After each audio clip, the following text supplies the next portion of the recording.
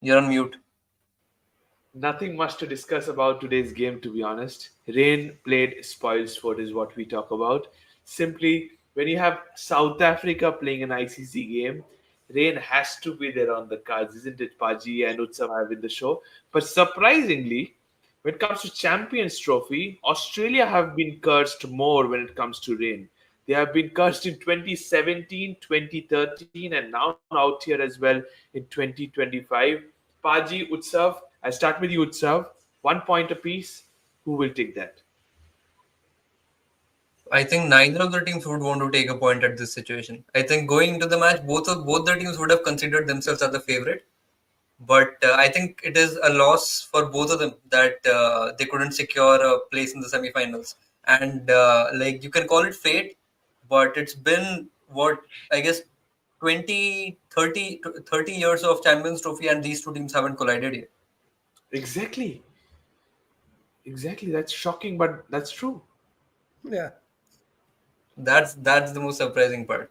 I think if you ask from a fan's perspective, I would still say that maybe Australia would be the happier side getting a point here, considering they do not have the bowling unit. Uh, their bowling is pretty much is very lighter than what South Africa has. You cannot compare Kagiso True, but do Rabada you and really think that South Maharaj. Africa have that firepower in the seam department, especially? You have a little bit of KG Rabada, that's it. Do you really think Marco Janssen and Lungi Ngidi can win you matches? I do think I'm not sure about Lungi Ngidi, but I rate Marco Jansen very highly, and I think he is a good fit in the ODI format. And I guess with this broken Australian unit, I would fancy Marco Jansen being a very important cog in the in the wheel of South African cricket team. Okay, but similarly out here, Paji, if it would have been a shortened game, cut-off time of 20 overs, maybe or 25, which team would have fancied themselves? I think South Africa would be happy with this match because again in the next match when we'll talk about it, Afghanistan. If there's rain tomorrow, Afghanistan are back into the team, back into the match. But again, South Africa beating Australia. If they had won beaten Australia, mentally for them it would be a lot easier because then they know they've got the points on the board and they're through. Now they will have a tricky match against England. If England win tomorrow, then that will make it more interesting. And Australia will be happy because they Yeah, probably have got the weaker team in the final match. absolutely. Because they have to just win against Afghanistan and just proceed. But for South Africa, now it becomes tough because they have to face England, and then it becomes a decider only if England win tomorrow. We'll come Yeah, to that, and that's where the discussion starts now. Henrik Klassen, as per Temba Bavuma, is back fit, so South Africa should be going all guns blazing in the upcoming game.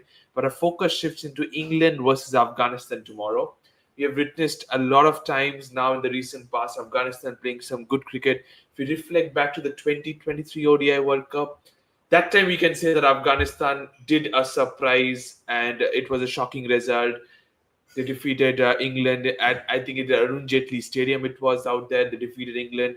But now I think Afghanistan are equally good, isn't it, Utsav? We talk about head-to-head between these two teams in Champions Trophy. Here it is.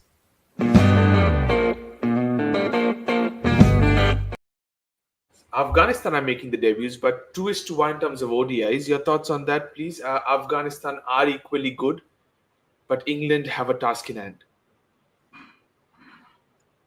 Yeah, definitely. I think Afghanistan are at par with England, and I think if they get the pitch conditions which suit them, they might actually have an upper hand over England.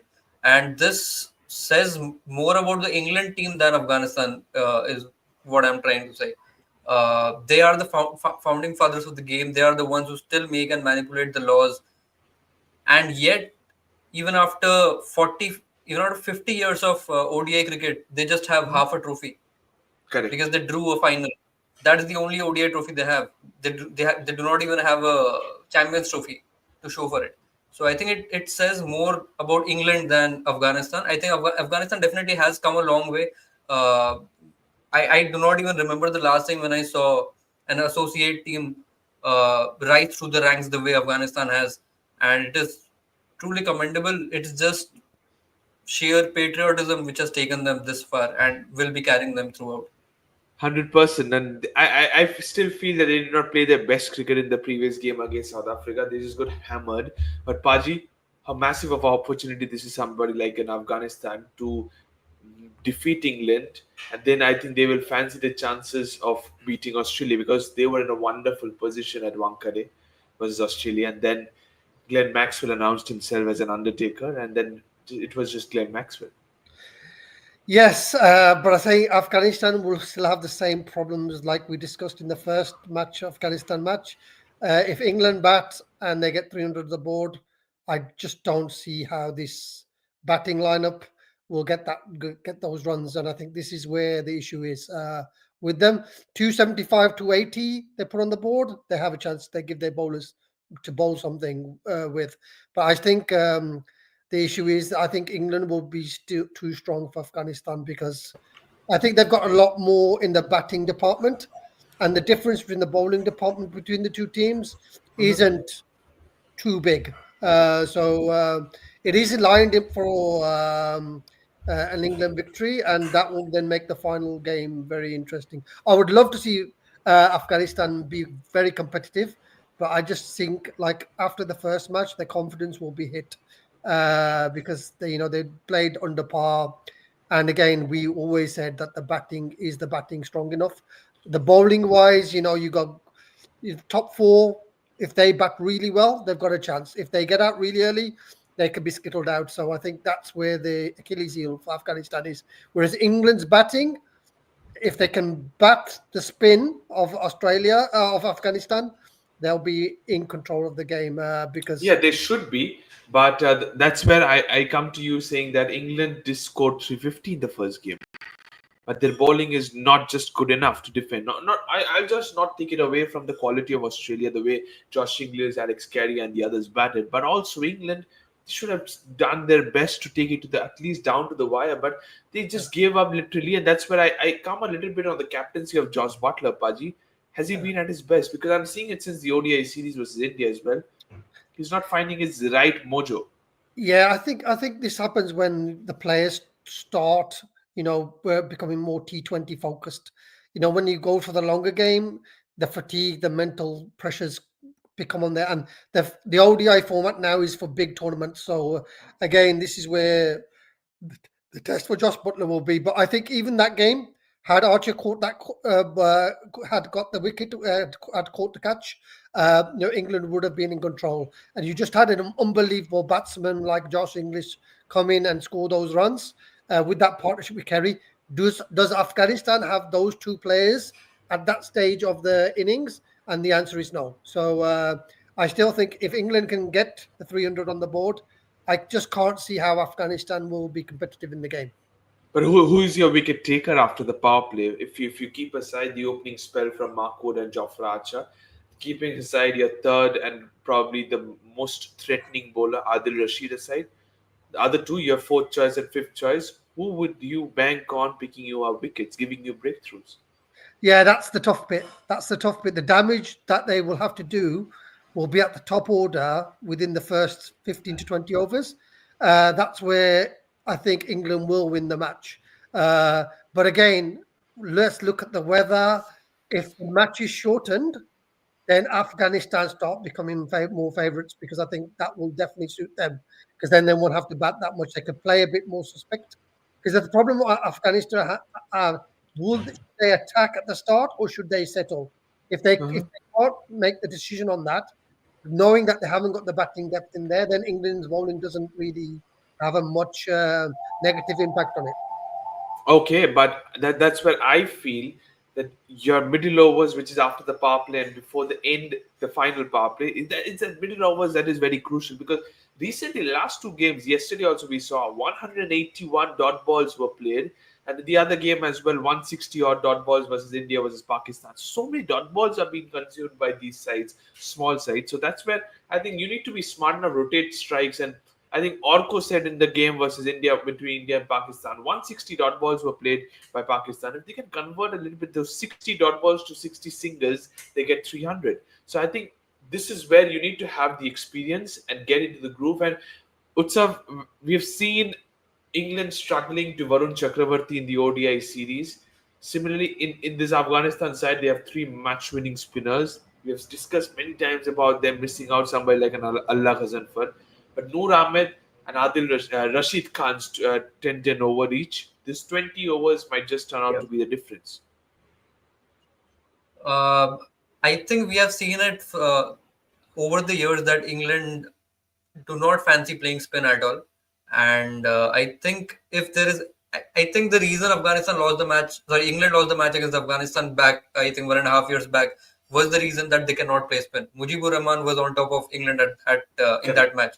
And I think Mujibur Rahman might just be the major missing for Afghanistan in this game. Having said that, I think both the teams will be coming out with a lot of pressure in this one, considering you do not have to win this one in order to qualify. You have to win both the matches Both. to get to 4 points and make it to the semifinals. So this is Correct. the round of 16 for them. They have to play Correct. four knockouts to go and win it. And I would also like to address the point of the Afghanistan batting depth. I agree to the statement that Afghanistan lacks a lot of batting depth, but I think they are trying very hard to elongate the batting lineup as much as they can. And Correct. I think that is the reason Rashid Khan is coming out at 9 for them. Nine. So Yeah. they have batting till 9. And then Noor and Fazal Farooqi cannot be batting. Correct. So the quality of batters is definitely questionable, but they do have the longer batting lineup this time around. Yes. Correct. But the problem is when the pressure is on, can those Yeah. batsmen one suck up the overs and get them past the 50 overs? Because that's the main key for Afghanistan is to bat the 50 overs and then get that score, 285 to 90. So their bowling then comes into the thing because obviously they've got a good mix and match of all rounders type of bowling, batting all rounders, really more than the batting bowling all rounders. So I think that's where the issue is. But again, the top Correct. four have to fire. You need at Yeah. least one of the top four to get a century to stay there, and then they're into the game. Otherwise, the bowling 100%, and that's where you need to have good starts, and that's what we saw yesterday as well. Just like Paji mentioned right now, you have experienced players. If I compare Bangladesh with Afghanistan, Bangladesh yesterday had Mahmudullah, they had Mushfiqur Rahim, they had Tawhid Ridoy, and the middle order they played three of them played rush shots after setting up platform, and then they got bundled out for something odd runs in 240s. Similarly, tomorrow, like Afghanistan also have the likes of Azmadullah Omar Zai, Mohammad Nabi, Gulbadim Naib. But just like Paji mentioned out here, can they soak up the pressure and score runs?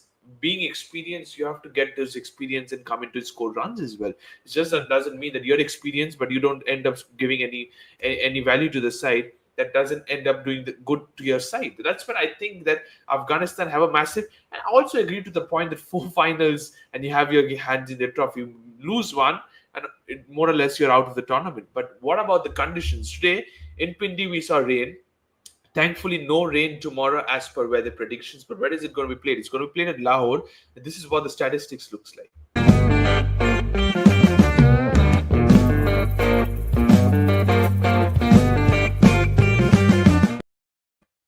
It's a belter, and just like Ian Bishop said, it's a road at the Gaddafi Stadium. 75 matches have been played. 37 times the team batting first have been victorious. 36 times the team chasing have been victorious. Average score is 320, Utsav. If you're winning the toss, what are you doing? It's a tough one. I think if you're winning the toss, you would definitely want to chase. Considering the no matter what the score you put up, there is a very high possibility of it getting chased down. Definitely not the case with Afghanistan, I think, because they haven't chased 300 ever. I think. So I think this might be the first of many if they are able to come out victorious. Because I think 280, 290 will not be sufficient tomorrow. Okay, so you're saying 280, 290 is a minimum, is what I think. But Paji, if you're a captain of both the teams, I think Afghanistan would like to bat, England would like to chase. I think Yeah. tomorrow's toss result should not be a concern for both sides. As I said, like the conditions, what we expect there to happen. Does batting become easier? Batting second, still got to be known. Yeah, but it's a road, and that's what I'm saying. That this is set up for England to be successful because I think if they bat first, I can see them get 300. Uh, but if Afghanistan bat first, can they get 290 to 300? If they can get 290 to 300, then their bowlers will come into the game. So do Because you I said, think that if they somehow get past 300 at the halfway stage, is it Afghanistan advantage? I think so. I think so because then the spin bowling of Afghanistan against the batting of England will be very, very interesting. And we've seen what happens when quality spin plays.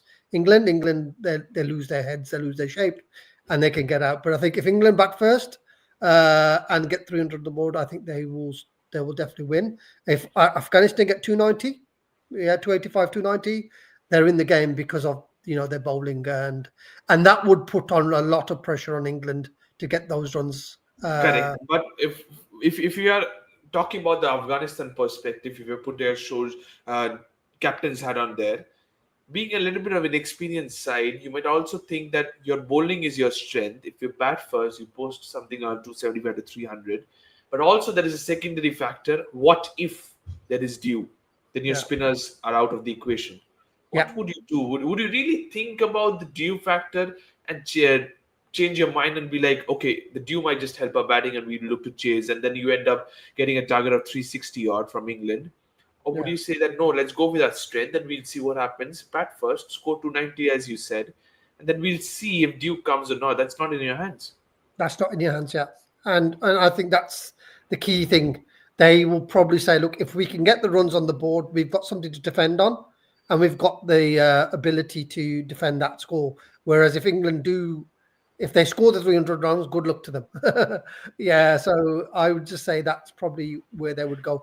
I think the chances are England would score the runs because I think, we even saw the batting. There were sparks there that, they looked like they were in form. They got a 300 score already on the board. So can they then defend that score? And does England have a Josh Inglis, Afghanistan have a Josh Inglis who are carrying their team right at the bottom that can score, 50, 70 in the pressure situation, which I don't see any of the Afghanistan batsmen being able to do that. Okay, so you have given your verdict about what should the captains do for both the sides. Shouldn't be a no-brainer concern tomorrow's toss result. But Utsav, coming to the three players to watch out for Afghanistan, and here are three I have gone with.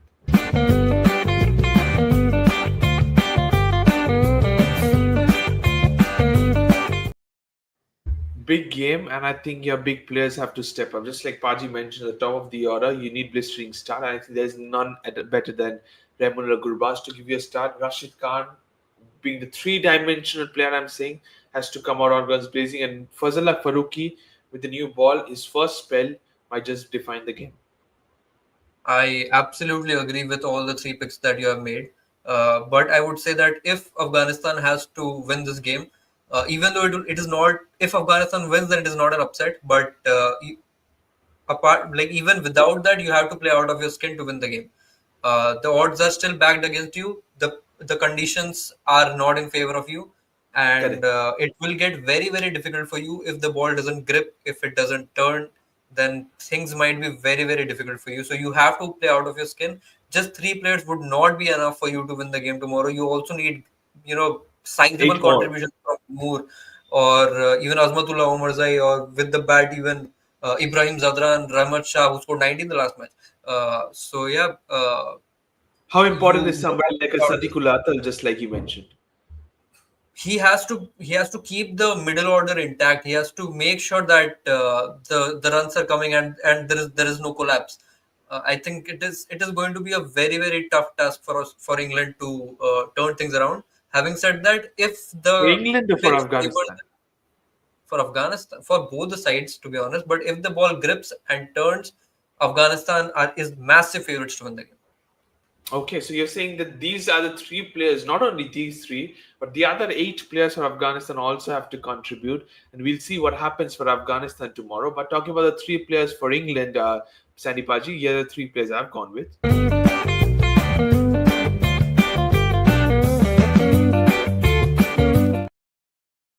Josh Butler, I think he is due for big runs. Joe Root, he loves spending time in the middle, and it surfaces like Lahore or any Pakistan surface, which is not offering much seam movement or spin early on. He might just bring a big daddy 100, just like we saw Ben Duckett do the same. And if you give these kind of surface, you need hard length bowler. That's when I've gone with Mark Wood's extra pace. Might just trouble the opening batters or the middle over, just Nabi and etc. who are getting dismissed with short balls. My three players to watch out for. Anything different from your end? Obviously, Adil Rashid would try to get him in there because obviously he's a premier spinner. He's going to be controlling the the mid overs, economy wise and wicket taking wise. And again, if they do bowl first, we will get an idea of what the pitch is about, and obviously that's going to be very vital if Afghanistan, who's probably got Noor Ahmed and Rashid Khan and Nabi afterwards. So I would definitely put at that.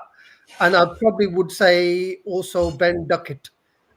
We've seen, can he do that 165? If he does the 165 in this match, the game is over. So The game is over. Then you might just be targeting 400 rather than 350, just like you got against Australia. But I got a name mentioned about Harry Brook.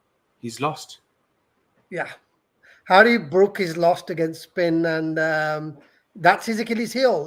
I don't see any improvement with what he's made. He reminds me a lot of Matt Short. Against Okay. pace bowling, medium pace bowling, he's absolutely, rocket. He can score so well. Soon as the spinners come on, and then remember, Afghanistan have two quality spinners, so they will definitely have the better of him. So let's see what happens. But I think that the opening partnership for England, we will see that if they can dominate the bowling at the start, then England will get that 300, and if they get that 300, I think they will win the game. Okay, so you're heavily banking on England getting the runs. You're concerned about Afghanistan scoring the runs as well. But what about the three battles to watch out for? Here are the three I've gone with.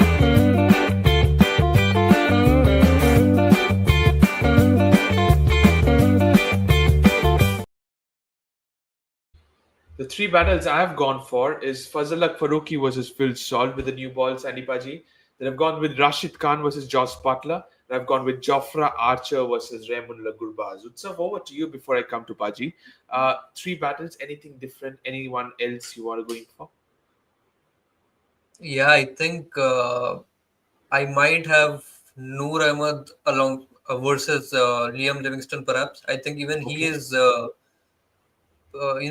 long awaited that Liam Livingston will put up a show. I think it's been a pretty long time since we saw that, and I think tomorrow might just be the perfect platform for that. I the last 20 in the 2019 World Cup, I remember Owen Morgan put up the show against Rashid Khan and managed to take the England total to I think they scored 400 in that game.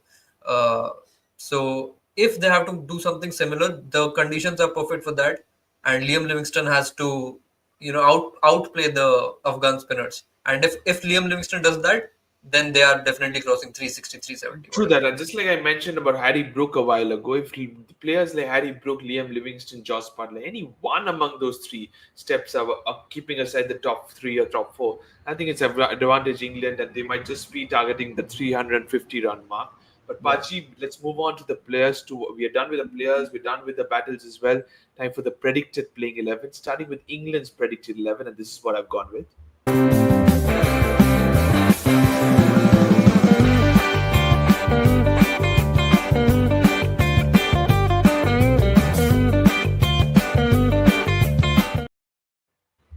I've just made one change from the announced 11 they made in the previous game. I've gotten Gus Atkinson in place of Bryden Cars. Your thoughts on that, please? It's a difficult one because we've seen Gus Atkinson can bat as well in the Test series. So I would probably stick to the same 11. Bryden Kosh just gives you a bit more with the bat, knowing that Afghanistan is going to be very strong with the ball. Uh, and Jamie Smith at 3, I'm not sure. I'm not sure about that. He came at 3, but I once again ask you, probably for the 100th time, who takes your gloves? Yeah, I'd say Salt or Salt. If you got Salt and the wicketkeeper, why not just have him there and get another batsman in who's in form, because he hasn't played that much cricket for quite a while. So the 100 was the last time I saw him play. So I just can't see how he can walk into the team. Again, what he gives is the left-hand batsman, but I don't see the runs. I don't see any type of form. Obviously, Jacob Bethel is I'm injured, sorry so to say, but this is what I got on news is yesterday. Bryden Cars has been ruled out of the tournament, and okay. Oh Rehan yes, Ahmed he is. has been picked, right? Yes, I'm sorry, Yes. I just forgot that. Bryden Cars Yeah. has been ruled out, and Rehan Ahmed has been picked to the side. Okay, maybe they could bring Rayan in then. Have two spinners. We'll take the pressure off. We'll take the pressure off Rashid. But yeah, obviously, if that's the case, then I would say yeah, get Gus Atkinson and then just trying to get the first few guys out. Just get the in the 10 in the first 15 overs, get at least 3 or 4 wickets, and then Afghanistan will then struggle. So Okay, so maybe Afghanistan might just struggle out there, is what your thoughts is. But Utsav, there's a thought about Jamie Overton potentially being the replacement of Bryden Cars. I've gone with Gus Atkinson. Your verdict on that, please. I would also like to have Rehan Ahmed for Braden Cars just to get an extra spinning option because I think the pace department is already covered with Margood and Jofra Archer in there. You do not need an extra Braden Cars or a Jamie Overton for that. I think your batting is also pretty much sorted. You have a pretty talented top order and a very good middle order. They need to step up. You cannot expect an in at nine player to come and save you if the top eight haven't performed. So I would rather go for Rehan Ahmed to get the extra spinning option instead of having a But Jamie then Overton that riding means on that this. there are only two seamers for you who just will bowl for a spell and then might just come in the 30th overtime. And then with your Yes. first chain, second chain, all has to be spinners. Yep. I am okay with having two pacers and three spinners, including Liam Livingston, Rehan, and Adil Rashid. I am very much okay with that. Uh, Considering Afghanistan, even Afghanistan has a slightly weaker middle order. So I think if the pace attack is good enough, it will be able to tackle the Afghanistan batting right from the top. And if the ball is gripping or turning, then the spinners will come into the action. Because Adil Rashid has been bowling very well, and Oh, it shows yes. that the pitch has something for the spinners.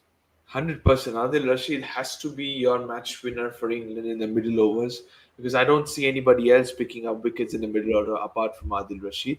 On the other hand, there is another Rashid in the playing 11 for Afghanistan. Utsav, here is the playing 11 for Afghanistan.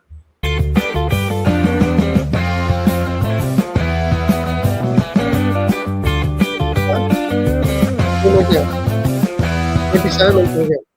This is where I think they have gone with Afghanistan's 11, unchanged one I've gone for.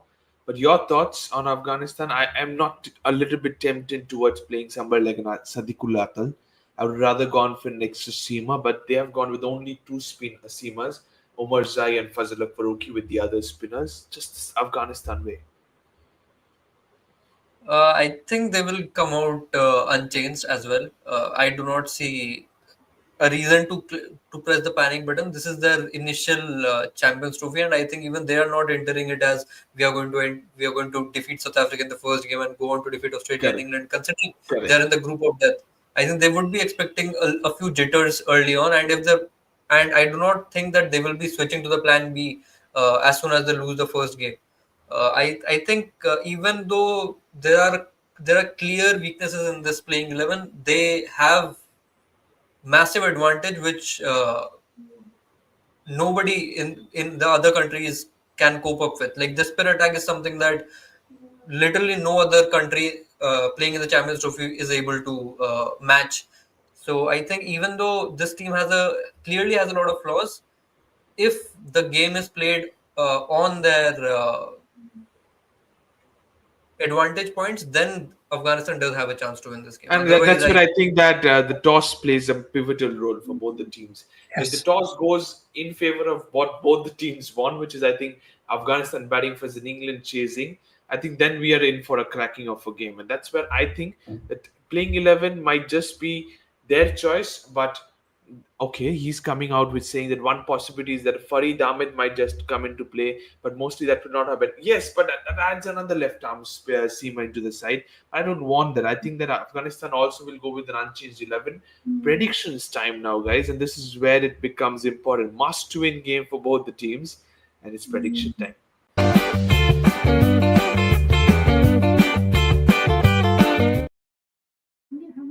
Gaddafi Stadium is ready to host this game, and Paji, It's England versus Afghanistan. Must-win game for both these teams. Loser bids adieu. The winner stays alive. Your percentage, please. I'm going to go 70-30 England. Uh, 70-30 in England. yeah, I think their batting is superior. I think unless Afghanistan surprises, we get a 300 score. I can't see them defending that against this England batting lineup. I think two players will click for England tomorrow, so they will get near that 300 mark if they bat first. If they bat second, I think England have the depth and they have Joe Root to anchor the innings along with the attacking players. So I think overall England start as favourites for me. And again, Afghanistan, that inexperience, we saw it with the run out last time in the last game. Atal looked really good, and I said they should play him last time. But I just think England are the stronger unit, and they will come up victory tomorrow. The only Okay, way, the only way, 70-30. the only if the conditions suit Afghanistan, and the match is shortened, then Afghanistan come into the game. Okay, so as of now, if it's a 50-over game, Paji goes with 70-30 for England. Anything different from your end, Utsav? No, no. Even my prediction is the same, 70-30 towards England.